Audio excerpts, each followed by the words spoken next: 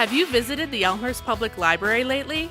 The Kids Library is a wonderful place, especially with our many exciting children's programs. The second floor is home to the adult and teen collections. From research to magazines, we've got it. We have more than 80 computers throughout the building. Or bring your own laptop. The entire building has wireless access.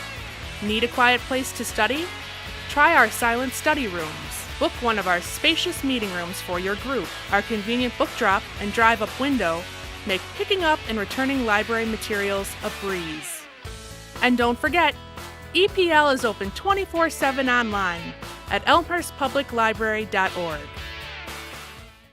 Visit elmhurst.org to explore the new City of Elmhurst website. Find out the latest Elmhurst news, pay utility bills and parking tickets, report concerns, and much more.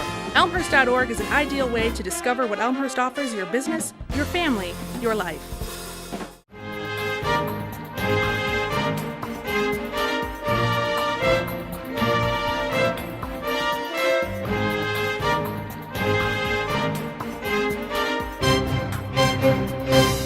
Welcome to another edition of Elmhurst Now. I'm Ken Bartels, your host, and today I have with me two wonderful leaders from two wonderful Elmhurst institutions. Mary Beth Camp, Director of the Elmhurst Public Library, and Jim Rogers, Executive Director of the Elmhurst Park District. And first, let me welcome you to Elmhurst Now and our cable audience, and I'm delighted that the two of you could be with me today. Thank you, Ken. Thanks, Ken. I want to start out with just some basic background. Where did you grow up? Where did you go to school? When did you decide to get into your respective positions? And then we'll talk about Elmhurst. Mary Beth, you want to start? I grew up in Oak Lawn, southwest suburbs. I currently live in Palatine, and now I work in Elmhurst. I went to school at grade school, St. Linus School, high school at Mother Macaulay High School, and college at Northern Illinois University, and then for my master's in library science at Dominican University, and it was Rosary at the time I went. How did I get into this field? Kind of interesting. I started working in a library when my oldest child was a newborn, and I was actually just shelving books. And I had majored in fashion merchandising in college and was working for Neiman Marcus prior to that, and went back part-time at the library and kind of thought, wow, this is a great place to work. And believe it or not, it was a lot like being in a department store because you're kind of just merchandising a different product. And with different departments, a lot like a department store. So I stayed in it. I got my master's and have been in it now for about 23 years in the library world. Jim? I grew up for most of my youth in Downers Grove, so not very far away from Elmhurst. In fact, went to Downers Grove South High School, and I can remember playing on a few sports teams and coming up to Elmhurst and playing some games at York. So that was fun when I came back around in my career. I, as I said, attended Downers Grove South High School and then the University of Illinois in Champaign, and majored at the time in a major that was called Leisure Studies. And as you can imagine, it generates a lot of quizzical looks and whimsical looks, but a real and true comments too. Comments as well. Yes, quite a number of comments as well. But I've been fortunate actually. It was I was interested as a youth in being involved in something in a business setting, but had a strong affinity and interest in athletics. And I had an excellent high school guidance counselor who directed me towards the Leisure Studies department at the University of Illinois. That was right up my alley, and I'm I think kind of a rarity in that I'm doing now what I wanted to be doing when I went to college as an undergraduate many years ago, and I'm very pleased and proud to be able to say that I still enjoy and am working in and am passionate about what I set out to do. I've been at the Elmhurst Park District for 19 years now, and before that worked for a few years at the Downers Grove Park District, and again I'm very, very proud of what I'm doing and pleased to be here tonight. Well, that's it. We have absolutely nothing to talk about after that. But I mean, with the definition of profession being what you do for a living and vocation a calling, your respective roles, both, either or, which might it be? Jim, profession, vocation? For me, it's both, and as I kind of alluded to it, it's almost as if I knew your question. I have a very strong passion for what I do, and I'm a firm believer. I was fortunate as a young man where my parents allowed me to pursue something that I had a strong interest in, and said that, and believed that if you pursue something you're interested in, good things will come of it, whether it ends up taking you exactly down the road you think or not. So I've always been very passionate about it. As I said, it kind of started with an interest in athletics and has since expanded to Parks and Recreation in its entirety. But example I always like to give is everyone at work has those days where you just think, what am I doing? Do I like this? What choices have I made? And I always say that what I'm able to do on one of those days is I'm able to go to a park in Elmhurst, or go to our senior center, or go to our Courts Plus, our fitness facility, and see people, becoming more healthy, socializing, interacting with their families, and that gives me all the juice I need to get right back into it. So I feel very fortunate that I feel as passionate today as I was when I first started in the field. Mary Beth? And I'd have to echo what Jim said somewhat in saying that it's a profession and a vocation. Even though I didn't actually set out to do it when I was in school, once I got into a library and started working there, as I said, I looked around and thought this is really a great place to work. And I always liked libraries. I enjoyed reading, not to the point when I was little of saying, oh, I want to be a librarian. And my job is very different than what a traditional librarian does, sitting on a reference desk and answering questions or doing children's programming. But I truly, truly enjoy it, and I feel good about what I do. And I think it's easy to do that in the library world. And we see people using the library every single day for all different reasons. Some people come in to actually just check materials out. Some people come in to sit and talk with their friends. We have people who come every single day, I think, just for fellowship and a place to get out. And it's just such a multi-dimensional facility, and it helps so many people too in so many different ways. And what I always find so interesting is they can come in and they can check out so many different materials and so many different items, or use computers or attend a program. And other than the tax dollars that they've already spent, we're rarely going to ask them to take out another dollar or pay anything, unless, of course, they get some fines. But nobody has to get those in the end. So it's a great profession. I really, truly love what I do. And Elmhurst is a great town for a library, too.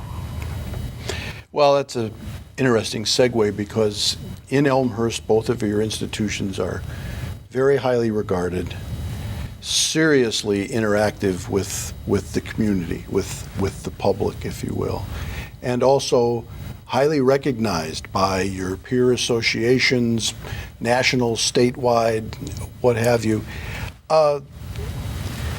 Your top three things that you find the most distinctive about your organization.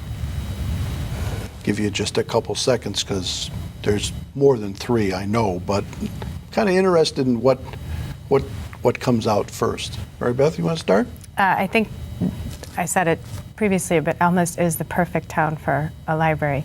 It is, the community uses its library and absolutely loves its library. It makes my job easy. And in coming to this job, I've only been here for 2 years, I researched what was going on in this community. And by just looking at the statistics about how items were checking out and how people were using the library, I knew right away that it was a library that was going to be a great place to come to. And it's definitely proven to be that. So I think that this town is fully invested in its library. I believe they love the library building. They love the beauty of it. It's a beautiful building. It's a fantastic organization. People come in and use it. We're second in per capita circulation in the state right now, I believe, and it's a great number. We serve 44,000 people, and we check out 1.5 million items a year. So I'd say that's one thing. Gorgeous building. People support the library. It's a wonderful place to work. Everybody still comes in, although we're 10 years old, and they can't believe it's 10 years old. They think it's still, a year old or 2 years old. So that's really exciting and wonderful. And the management that was here before I was here really did a great job of making sure that they built the right library for the community. And I think that it was an easy job to step into, and the community really, as I said, supports it. And that's what's really great about the Elmhurst Public Library. Three things, Park District. I would kind of echo one of the things that Mary Beth said, and that is that, and I think it speaks to the community as a whole, that it's the Park District, like the library, are just are so valued by the residents of the community. We are fortunate in being able to touch people's lives in so many different ways. as Mary Beth said, every taxpayer in the community supports the Park District and the library, quite frankly, whether they make a conscious choice to or not. But one of the things that I think makes us special is that we're able to provide something for everyone. At times I've had spoken with residents who will say, well, I live by such and such a park and there's really nothing there for someone like me or with my interests. And I'm talking to this person in the park while they're maybe out walking their dog. And so it's fun to say, well, but think about what you do use it for. You may use it just for walking your dog, but it's the fresh air, it's the exercise, it's the companionship you get there. I've had many folks say to me from time to time that, for example, they're very busy professionals. They don't get to spend a lot of time in the community doing things because they work, say, downtown or in other parts, travel a lot. But they'll say even driving downtown every day when they drive by Wilder Park, for example, just those couple of minutes that they drive by and can recognize and see things like the trees, like the Wilder Mansion, like the library, and really what an important part of their lives that can be. Another thing, and again, I'm not trying to parrot Mary Beth on purpose, but I'm very proud of the fact that I think that we work very hard and have been very successful at listening to the community's needs and providing what it is the community wants. And I think most of the credit for that goes to our park board, our elected board of commissioners, where many times, whether it be a corporate board or a public board, sometimes they can develop their own agendas for what they want to see developed. But I think the Elmhurst Park District Board over many, many years has been very successful and very good at listening to the needs of the community and following what the community wants. And a great example I'll give of that would be our redevelopment of East End Pool. Again, about 10 years ago, it seems like the new pool. But the fact that when it came time that pool had to be redone and we talked to the community, first off, they said, oh, don't redo it, we love it as it is. And we said, well, we have to, it's just reached the end of its useful life, we can't repair it anymore, and that kind of thing. People said, well, we want you to build it as close as you can to what it was. We don't want a big aquatic park and water slides and lazy rivers and all that. And the park board and staff said, okay, then that's what we'll build. And so we built that, and I tell people the biggest compliment we get is when people tell us, you built exactly what we said we wanted. So I'm very proud of that, and I think it reflects well on the long term of the Park District. And then third, you're going to stump me. I'll bet there was three in there somewhere. Yeah, anyway. there probably was. That's probably. For viewers who don't know, and Jim, you just touched on a piece of this, but for viewers who don't know, could you describe for each, the library and the Park District, how you're governed, your boards, how that happens, and then how you're funded? Sure. Mary Beth, we'll start with you again, I guess. We are governed by a 9-member board. They are appointed by the mayor of Elmhurst. We are technically under the city umbrella, but we have a separate board. So there's a distinction there. We roll our levy, property tax levy, into the city's levy, but the library board decides what they're going to levy. We are funded almost primarily by property tax dollars. A small percentage of money comes from other sources. We do get some money from fines and fees. I promise you that is not our main source of income, and we really do not like to charge people fines or fees. We have to, or we would never get certain materials back. So we try to make that as painless as possible.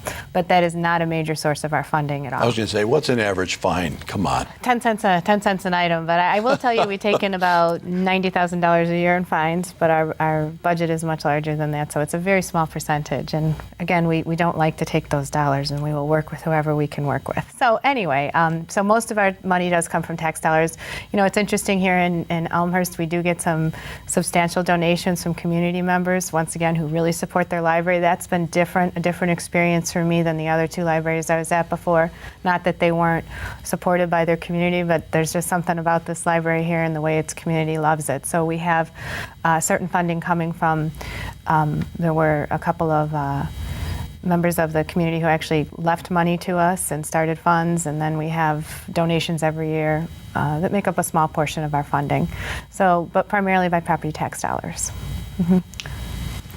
I won't mention what percentage of the fines collected my family contributes, but we're big users of the library, and I can tell you we're at least a small percentage of that as well. And you think you deserve a wing named after you, right? The Elmhurst Park District is governed by a 7-member board of elected park commissioners. They are elected at large, so different than aldermen. They don't represent any one segment of the community. They represent the entire community. We are a separate unit of local government, separate from the city of Elmhurst. There oftentimes is a misunderstanding of that out there in the community and in a number of communities in the Chicagoland area, but we are a separate unit of local government from the city of Elmhurst, 7 members. And our funding, I think to a lot of folks' surprise at times, we receive about 40% of our funding from property taxes, and then the other 60% primarily from fees and charges.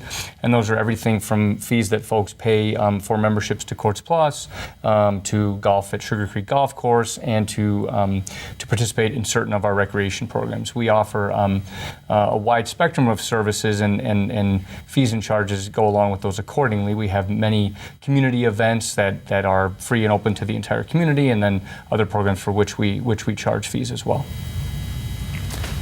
The interesting thing, I've been in town for a while, and the interesting thing about what I'll call the average Elmhurstonian is that there's sort of this understanding or consciousness, or if you will, expectation that the major institutions are going to be cooperative when there's an opportunity to be cooperative. Mm-hmm. In some cases, even if it's not necessarily in that institution's total best interest. And that's been true as long as I've been in town, and I know it's been true far longer than that, perhaps since it began. In your personal opinions, is that a common situation? Based on your experiences, that the expectation of a community would be, it might not be best for the park district, but it's best for the city. It might not be the absolute what the library wants, but it's better for the citizens. Is that a common situation in your experiences? It can be, I think. I think it's interesting. Prior to coming here, I worked at 2 district libraries, and district libraries are different than city libraries. Elmhurst is a city library. District libraries are their own separate entity, and they levy for their own tax dollars, and they have no affiliation with the city, like a park district would be, or a school district. We are under the city, but I do think it's amazing the way that coming here to Elmhurst, the way that we all do work together. And what was really interesting was that, of course, I came on 2 years ago. Jim was here for a long time, but then took over the position, and Jim from the city, Jim Grabowski, and the school superintendent. So we all came on at the same time, and everybody talked to us about how well the city worked. And I mean, I heard it coming in as a newcomer, and how everybody worked together, and it certainly has been true. And I do feel like right away everybody reached out to me, to all the major leaders in town, to tell me about their organizations and their entities. And I do feel we all work together, and if there's anything I can ever do for someone who needs a meeting room, for instance, or something like that, in some small way that I can help out, we'll do it. If it's good for the community, I think we do look at it as a community, not these separate entities. And I think there's so much pride in being from Elmhurst and living in Elmhurst, that's all these entities working together, and no fighting, no infighting, or people just up for their own interests, I guess. It works really well. That's my experience anyway. I would completely echo that, and I that's one of the things I tell people about when I speak about Elmhurst and working here, probably as much as anything, is that I think that the spirit of cooperation between not only public entities, but private institutions, the business community, is unlike really anything I've ever seen before. And talking to counterparts in other communities, I do think it is unique that it is as strong as it is. As you said, Ken, I don't think that anyone ever set forth 50 years ago and said, we shall do this. I think it's just evolved over time. And to Mary Beth's point, I think the difference is that from some other communities is that we all recognize that we're serving the same people. It's the same residents.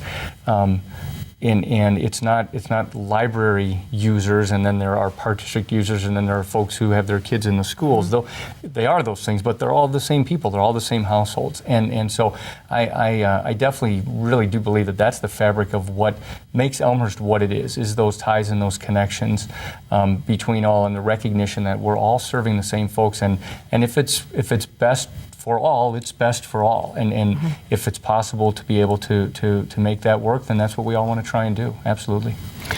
Well, there was a lot of conversation in town about the dynamic that the two of you just described. I mean, the college changed leaderships probably first, about 6 or 7 years ago. But in relatively quick order, the library, the park district, which the two of you represent, the school district, the mayor situation, which I know changes episodically, but there had been 16 years of one mayor, and then there were, other changes. City manager, right on down the line, and it was a point of community conversation. This has been working so well. Is it in some kind of jeopardy? And I think the beauty of it was, at least from my perspective as a citizen, it seems like all of you have transitioned right into the way it's kind of always been, with obvious changes for personality and backgrounds and time. Well, I think it's become so institutionalized, not only within our organizations, but within the community, that it was bound to just continue. As Mary Beth said, I kind of felt fortunate because I've been with the Park District for almost 20 years, and so I've seen a lot of that over time, and I made some real conscious efforts right away to reach out to all those folks, not just selfishly for me or for the Park District, but wanting to see that continue.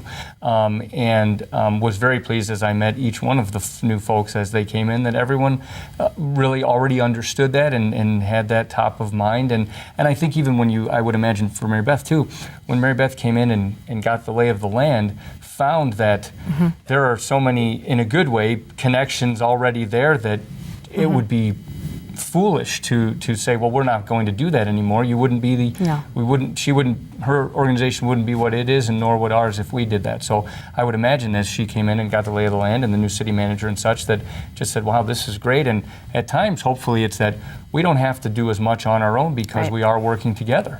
Sure.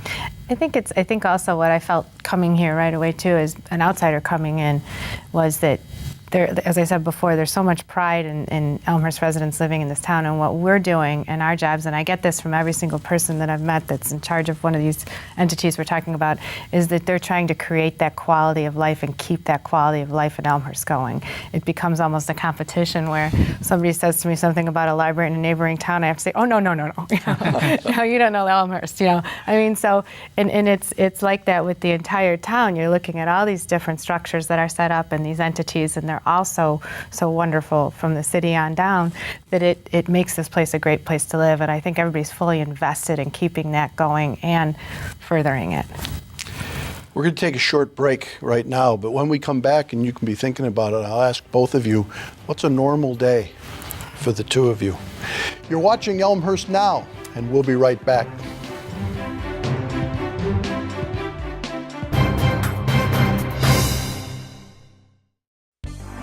Why join Quartz Plus Health and Fitness Center? Join Quartz Plus for your health. What I like doing here at Quartz Plus is the group exercise classes and the variety of classes that you have, from the step to the aerobic and a lot of like Tai Chi type of things. And here at Quartz Plus, I like to rock climb because I like challenging myself. Join Quartz Plus for your family. Kids Plus area is great. The people that work here are wonderful, and a lot of them have been here for as long as I've been here, which has been really nice for the kids. They come and they see familiar faces, especially when they were young. Classes that I've taken here are youth cardio, and I like that because it was challenging and it helped me with my other sports that I play.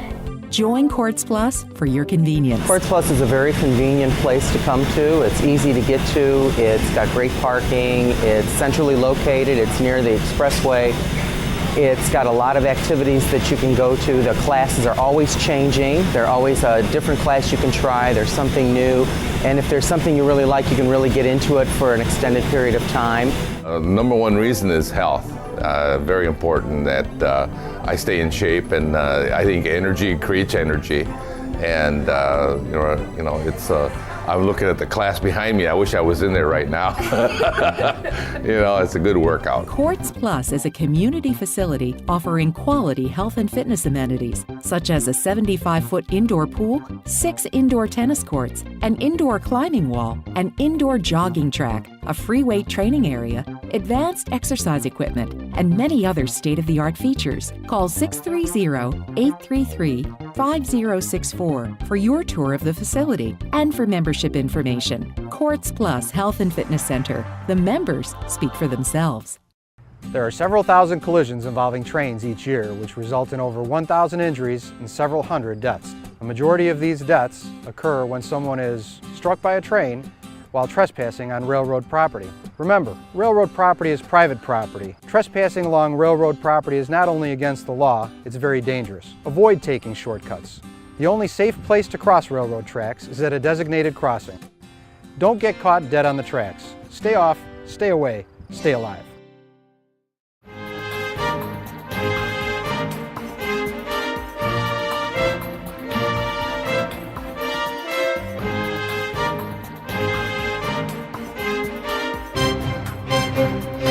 Welcome back to Elmhurst Now. I'm Ken Bartels, and I have Mary Beth Camp from the Elmhurst Public Library and Jim Rogers from the Elmhurst Park District. And before we went to break, I warned you both, what's an average day look like? Jim, what's an average day look like for the executive director of the Park District? I have a little joke with my youngest daughter where she would ask, when she was in preschool, I would say, what did you do today preschool? And she would say, we played and we colored and we danced. And she would say, what did you do? And I would say, well, I had meetings and I went to meetings and I talked on the phone and I answered emails.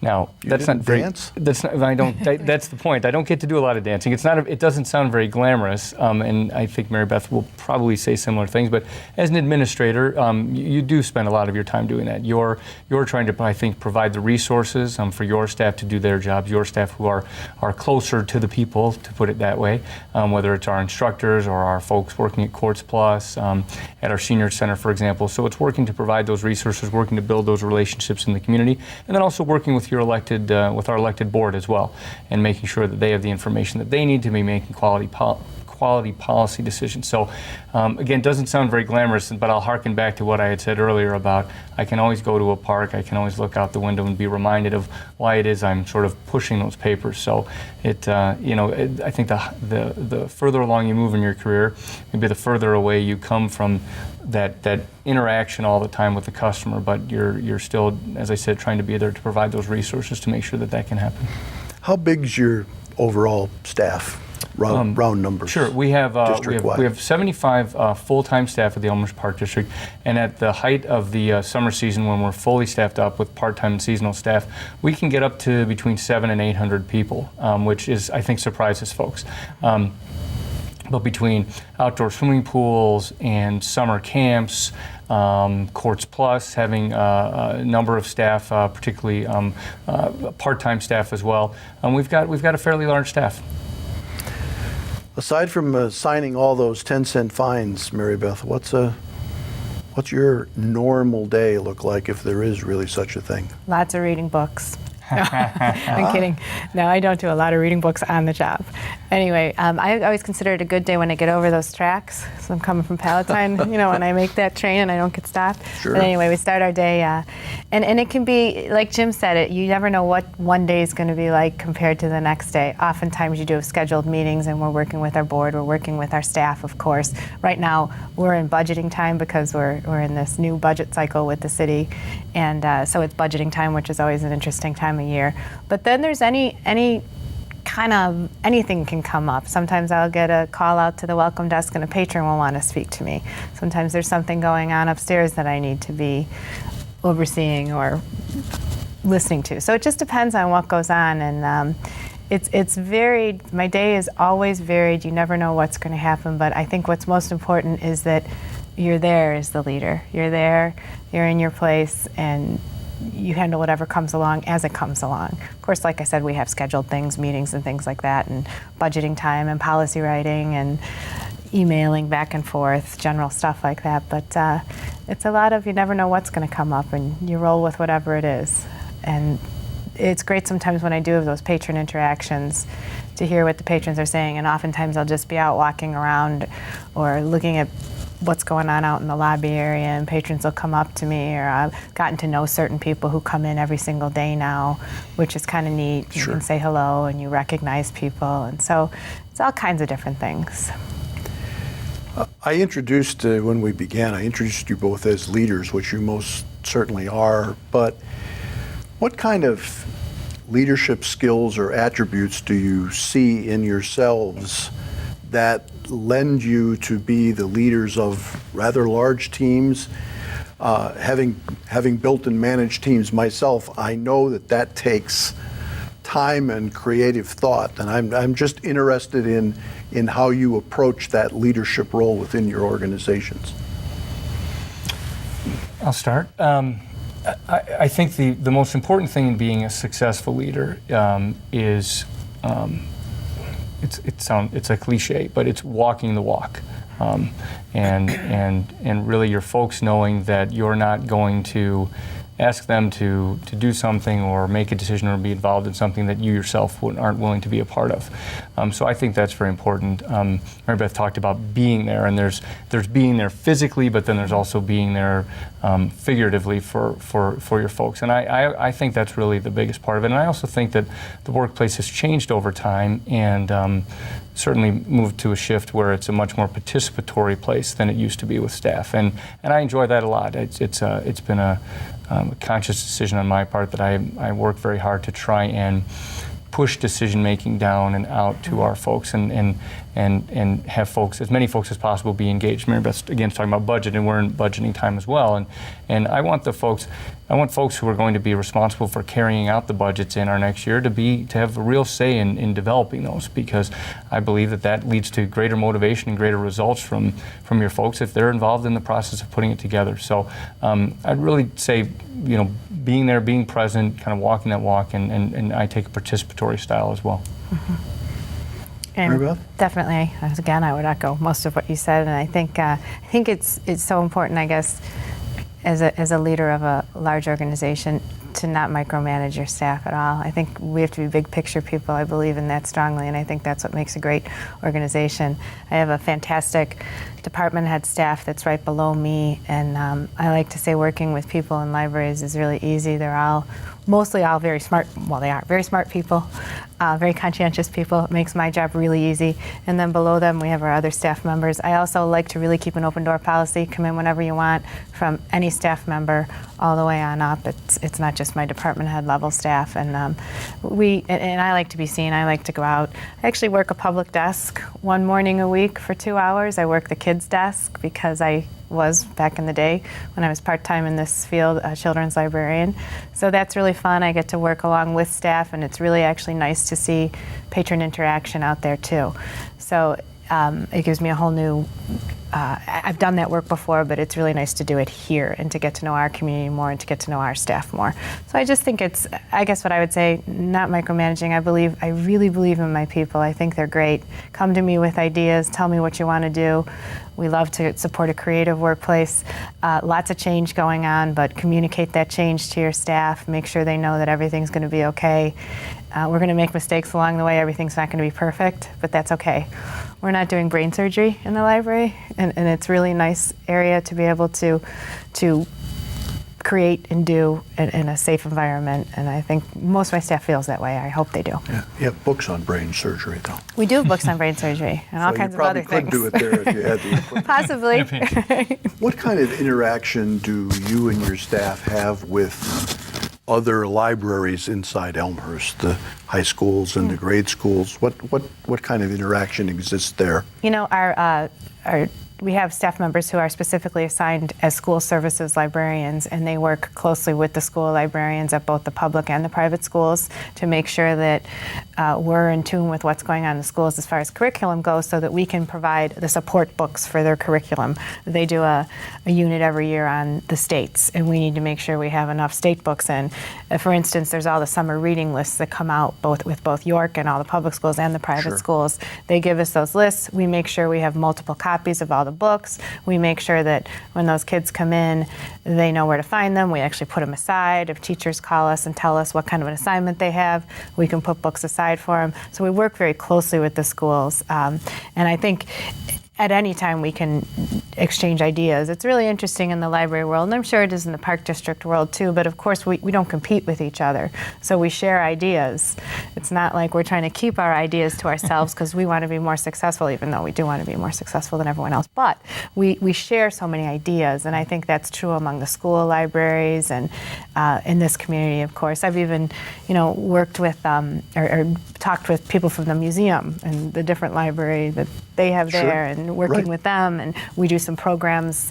We support some of their programs by providing book displays based on some of the different artists they're showcasing or the galleries they have. So it's really a very strong partnership with other entities in the community. And I would guess facilities utilization would be one way that the Park District spreads out beyond your own efforts with the schools and other organizations. Sure, probably as much well. as any, yes. We work cooperatively with, we're repeating each other, the public schools, the private schools. Let the two of you answer the other question. Yeah, we can try that next. But yes, facilities from a large perspective, and one of the best examples we have of that is our partnership with Elmhurst School District 205 in that, and it's a good example of why that cooperation really works, is that the school district has a strong need for outdoor athletic fields, more so than what they have on their school grounds. And we are able to provide a number of facilities for them to use for their sports teams. And then in exchange, we have a need for indoor space, gymnasium space, and we are, through an intergovernmental agreement with the school district, able to use indoor space. And so I think that's one of those, it's one of the best examples of the cooperation, because rather than, the gymnasiums are always the example, rather than having gymnasiums that for example, might be the school districts and in a theoretical sense might not be used in the evenings after school is over, and ourselves having athletic fields that maybe wouldn't get used during the day, it makes sense that let's have one set and let's use them cooperatively and make the best use of that resource for the taxpayer. Again, recognizing it's the same resident, it's the same taxpayer. Why have two of everything if you really only need one or one and a half, and you can share and make better use of it that way? So definitely the facilities are the biggest part of that for us. Now, we've already determined that we live in the utopia known as Elmhurst, but having said that, you never know. Having said that, though, there are obvious challenges. I asked before about three distinct things. Now I'd ask the question, the top three challenges as you see them for the Park District.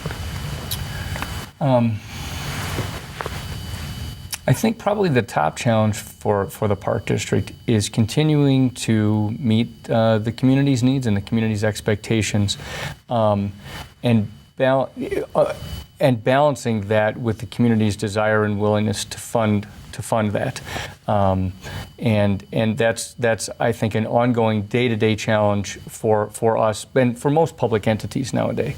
The recession that our country went through recently impacted a lot of folks, and there's talk that we've left the bottom of that behind us, but we all still know that folks are still feeling the challenges of that. And so I think really it's continuing to meet folks' expectations, but have it be balanced by their willingness and their desire to pay to fund those.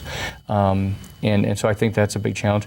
Another challenge for us as an agency, we've talked a lot about the history and how things go back in time, is continuing to manage an older infrastructure where we have a number of facilities that the Park District has been very proud to operate for a number of years. But as with age comes more repairs and more maintenance, and trying to make wise decisions about how to fund repairs and when it's time to replace and that kind of a thing. So I would say those two are probably the primary two that we face right now. And as with your previous question, I'm going to be a little stumped on a third one off the top of my head, but those are really the big ones for us. Mary Beth? I would definitely reiterate what Jim said in his first response. And economy, everybody was hit hard with that, and we're trying as tax-based supported entities to really be cognizant of that. And moving forward, we we always are. The other thing I'd say in libraries are, and I hear this so often that I hate saying it, but it is true that we're on the cusp of such change. It's almost like it was, maybe 15 years ago when the internet came forward. Now we're in this digital age. Digital materials are really becoming extremely popular. And when's the last time you bought a CD? And how many books did I download onto my Kindle this year? And it's really going to change the way libraries are used in the future. So we have to change with that. So there will be changes coming forward with the library.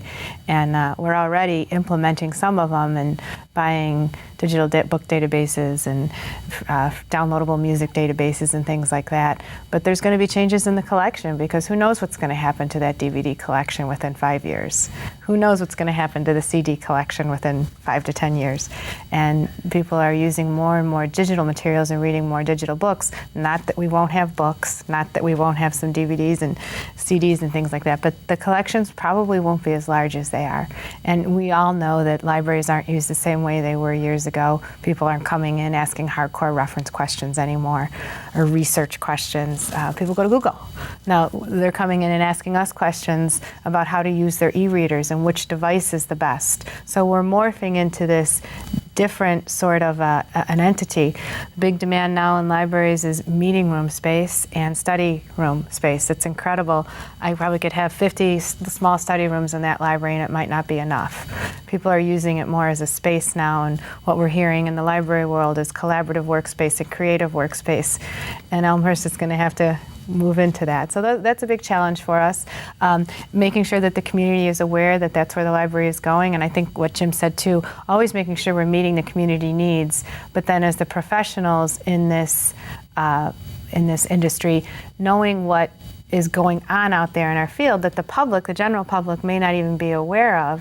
But pretty soon the library down the road's going to have it, and that town's going to have it, and that town's going to have it, and we'll need to have it too. So there's such creative tension in your roles with the balance between service and cost. Which program gets what percentage of funding, trying to anticipate, the change curve. Both of you understanding that we're kind of right in this period of time where you really can't decide to abandon anything.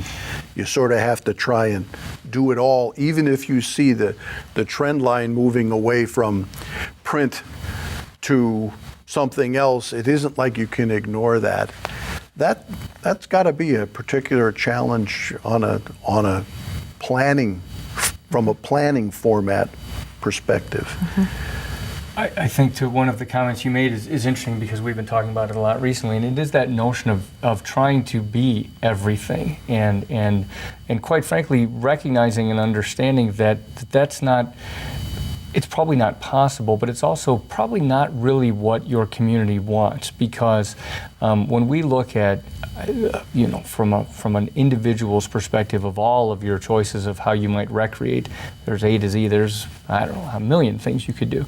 And I think that more and more over time people recognize that they don't necessarily want a publicly tax-supported entity to be everything for everyone. If there is someone else out in the community who does it and does it well, and it's a quality service, one of our challenges is to recognize and be okay with that, and say that that's fine. In fact, one of the examples I'll give, and Elmhurst is a little bit unique in that, is youth athletic programs like the youth baseball and the youth soccer and the youth football.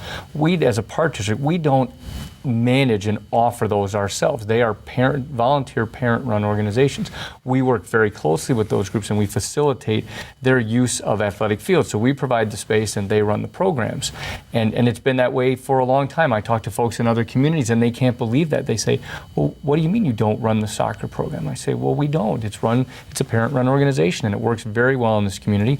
Parents are very dedicated to it, and it's a recognition that people don't want us to necessarily try to be all things for everyone. But the challenge is then determining, okay, which of those things are you going to be, and to what extent, and how are they going to be funded, and when is it time to let certain things go, and how do you manage that? Sure. We've got about 2 minutes, and I want to let both of you do some shameless plugging. things happening coming up in the fall in the library as well as the Park District is kind of a way to wrap things up. Mary Beth, some things coming up? Well, if all goes well at the next board meeting, which is third Tuesday in August, date's slipping my mind right now, the board will be approving a bid to redo all the audiovisual equipment in our meeting rooms. Believe it or not, as I said, 10 years old. We have Yep. video cassette players in there and Sure. cassette players in there. That's how old the technology is. We are really upgrading the technology though. It's going to be really simple for the public to come in and use. We're going to have these fantastic interactive Mondo boards and great spaces for people to come in and do some high quality teleconferencing. We want to really make sure that Elmhurst businesses, small businesses know about this. Other entities like the Park District needs training. We've had the police, the fire in, that they can come in and use our facilities. Not to mention those groups of people in the community who want to come in and just use these rooms for, we have a group of women, for instance, who I see every week upstairs in one of our study rooms who knit. And they get together and it's that creative circle. So we're going to be really moving forward with things like that. So that hopefully will be passed in August, and we will begin that project, I would think, sometime in September, October, and complete it in November. We have to get those meeting rooms. They won't be closed down, only for a short period of time here and there, a week. We have to get them reopened again, though, in December for our Study for Finals program, which in this town brings in about 400 to 500 students during that time. So that's something really big coming on the horizon. The other thing we have going on is we're moving to a standalone catalog, so you will still be able to get materials from other libraries in the area. However, our catalog, which is what you look at online when you look up materials, will be easier to search. We'll experience some upgrades, and you won't be seeing 80 other libraries' materials in our catalog, making the search very confusing, among other things. Jim? Two things I'd like to highlight. One is we're in the midst of renovation and restoration of the Wilder Park Conservatory. That project is in the midst right now. We're looking forward to completing that in early 2014 and reopening that to the community, restoring the conservatory and building a new greenhouse. So we're very excited about that. And then also later this fall, we'll be reopening the brand new Washington Park Playground, and we're excited to bring that playground back to life for the community in that neighborhood. And those are kind of the highlights as we head into the end of the year here. Well, thank you both. I told you when I invited you to join me how fast the time would go by, and I think just looking at you both, I know how quickly it has gone by. But thank you both for being with me. Thank you, Ken. Thank you. You've been watching Elmhurst Now with Mary Beth Camp from the Elmhurst Public Library and Jim Rogers from the Elmhurst Park District. I'm Ken Bartels. Thanks for watching.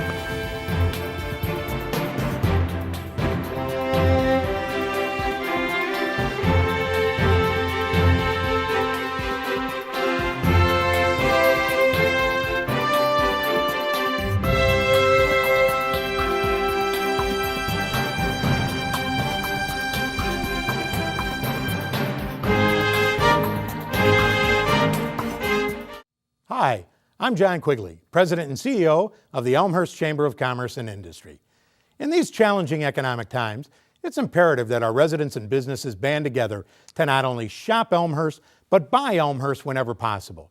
We have great stores in our city center, Spring Road, Butterfield Road, York and Villette Streets, St. Charles and Route 83, North Avenue and Lake Street, along North York and even Grand Avenue.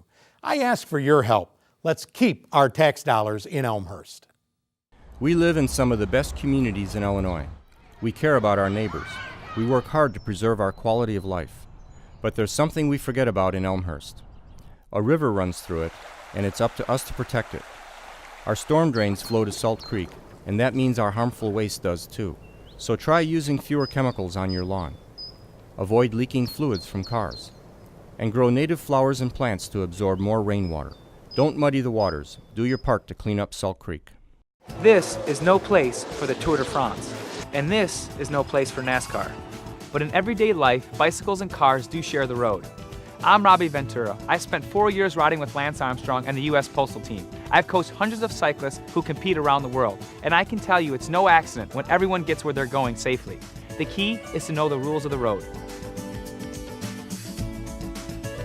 For example, cyclists have a right to be on the street, and people in cars have an obligation to watch out for them. Often the road is the only way for people on bikes to get where they're going, and some sidewalks are even more dangerous than streets. Finally, some communities allow kids to ride on the sidewalk, but it may be illegal for adults. When cyclists are on the road, they're supposed to obey all traffic laws, signs, and signals, always riding in the same direction as cars in their lane. Some cyclists feel safer riding against traffic where they can see oncoming cars, but that's actually more dangerous because cars have less time to slow down and go around them. People on bikes should also ride predictably and signal so drivers know what they're planning to do. Cyclists turning right may do this, or this. Here's what a left turn signal looks like, and if you see this, expect the cyclist to slow down or stop. Whether you're riding or driving, it's also important to know your place on the road. Bicycles should stay as far to the right as practical, but they may have to ride farther out into the lane if there's broken glass, rocks, and other debris by the curb or on the shoulder. People on bikes also ride farther into the lane on narrow roads to keep cars from passing too closely, or they might be moving across the lane getting ready to turn left. Like drivers, cyclists are supposed to use designated lanes if they're planning to turn. Whether you're in a car or on a bike, you should also use extra caution in key situations or danger zones. Take passing, for example. When going around a cyclist, a driver should allow at least 3 feet between the vehicle and the bike. More is better, especially for a cyclist going up a hill or on a high-speed road where fast-moving vehicles can generate strong air currents. On a narrow road, you might have to move into the next lane to pass safely, and that can mean waiting a few seconds for oncoming traffic to clear. Be patient. Turning can also put you in a danger zone. Say you're in a car planning to make a right turn, but there's a cyclist to your right or riding behind you. People are often tempted to speed up, get ahead of the bike, and make that turn, but doing so could cause a crash. If there's any chance you're going to block the path of a bike on the road or a parallel bike path, wait for the cyclist to pass before turning. How much time do you lose by slowing down and playing it safe? As you can see, it's only a matter of seconds. And when you're turning or changing lanes, don't forget about your blind spots. After checking your mirrors, always look quickly to your right or left. Another major risk is a car turning left into the path of an oncoming bike. In these situations, drivers may misjudge the speed and distance of cyclists or fail to see them. Bikes are smaller than cars, so they're harder to see and may appear further away. But some could be moving pretty fast, 20 or even 30 miles an hour. And if the cyclist is going straight, he has the right of way.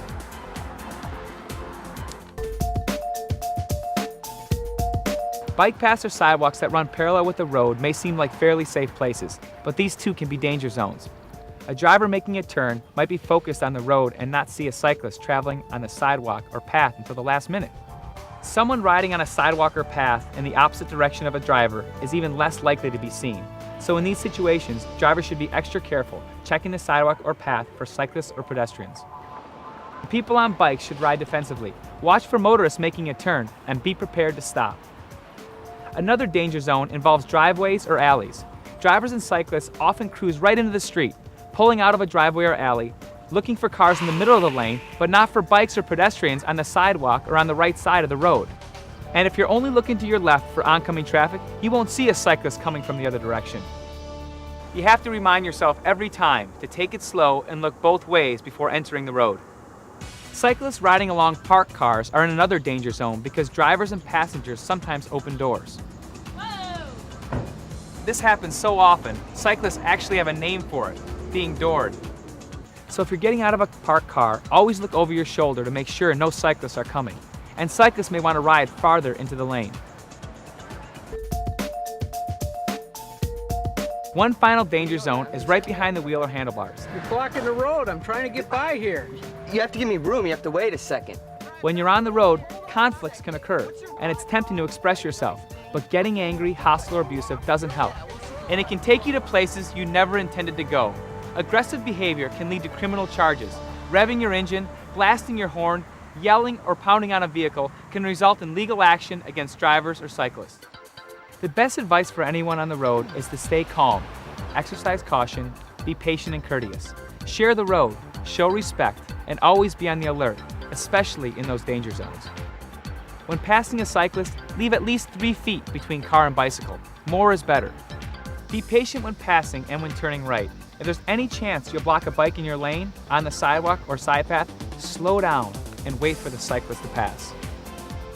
If you're making a left, remember that oncoming cars and bikes have the right of way, and that bicycles may be moving faster than you think.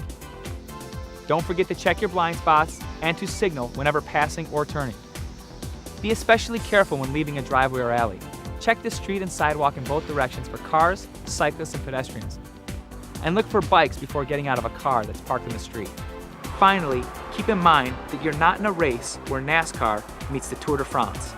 When you share the road, the reward is everyone gets where they're going safely.